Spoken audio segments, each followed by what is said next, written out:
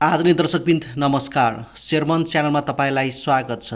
आज पनि हामी विशेष भिडियो लिएर उपस्थित भइसकेका छौँ।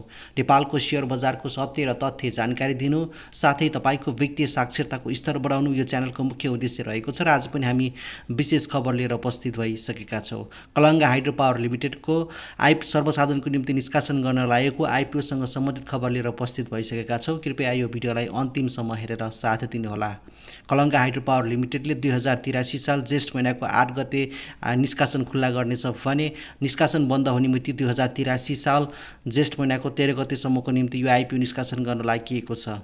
यो भने कुल 28,70,000 किताको निम्ति यो आइपिओ निष्कासन गर्न लागि छ भने न्यूनतम 10 किता र अधिकतम 20,000 कितासम्म निवेदन दिन सक्ने कम्पनीले जनाएको छ भने दरखास्तमा चाहिँ 100 रुपियाँ प्रति सेयर भुक्तानी गर्नुपर्ने समेत कम्पनीले जनाएको छ।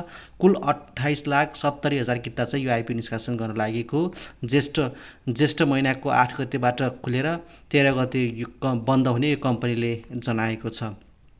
त्यस्तै गरी यो हाइड्रो पावरको वित्तीय अवस्था हेर्दा 2082 साल 82-83 को पौष मसान्तसम्ममा 6 रुपियाँ 53 पैसा प्रति सेयर आम्दानी गरेको देखिन्छ। प्रति सेयर नेटवर्थ 105 रुपियाँ 9 पैसा रहेको कम्पनीले जनाएको छ।